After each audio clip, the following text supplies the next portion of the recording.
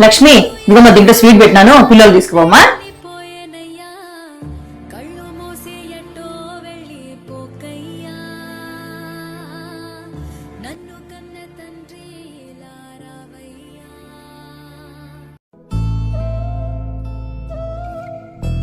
పోయేస్తానమ్మా. లక్ష్మి మీ అమ్మా నా డబ్బులు కనిపించట్లేదమ్మా. ఇంతకు ముందు ఇక్కడే పెట్టినానమ్మా డబ్బులు. ఉంటాయి చూడు, అక్కడెక్కడ ఎత్తుకో. లేవమ్మా. అయ్యగారు ఇంతకుముందు ఇక్కడే డబ్బులు పెట్టినారయ్యా, మీరేమన్నా చూసినారా? నువ్వు డబ్బులు తెచ్చినావో లేదో ఊరికే యాక్షన్ చేస్తున్నావేమో, ఎవరికి తెలుసు? లేదయ్యా, వేరే మేడంతో 10,000 రూపాయలు ఇప్పించుకొని వచ్చినాను పాప ఫీజు కోసమని. ఇంతకుముందు బాక్స్ లోపల పెట్టినప్పుడు కూడా డబ్బులు తీసినాను కదయ్యా, మీరు ఎదురుగే కూర్చున్నారు. నీకేమైనా తల తిరుగుతాందా? అక్క చూడక ఎట్లా మాట్లాడుతుందో ఏమ్మా లక్ష్మి, ఏం మాట్లాడుతాను నువ్వు? నువ్వేమేమి తెచ్చుకున్నావు అదే పైన మా తమ్ముడు చూసేది. ఎక్కడ డబ్బులు పోగొట్టుకుని వచ్చి ఇక్కడ ఎత్తుకుంటున్నావేంటి నువ్వు?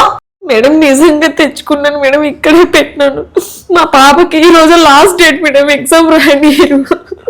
ఏమ్మా ఇంకా చాలే, ఇలా దొంగ ఏడుపులు ఏడ్చి ఎంతమంది కొంపలు ముంచుతారు మీరు? అయ్యో లక్ష్మి, అంతగా బాధపడద్దమ్మా. సరేలే, మా ఇంట్లో పోగొట్టుకున్నావు కాబట్టి డబ్బులు మేమే బాధ్యులము. నీ పాప ఫీజు నేను ఇస్తాను, తీసుకుపో. అక్క ఏం మాట్లాడుతున్నావు అక్క? అమ్మ దొంగ ఏడుపులు ఏడుస్తా అంటే అమ్మని చూసి నువ్వు కరిగిపోతున్నావా? తమ్ముడు నువ్వు సైలెంట్గా ఉండు.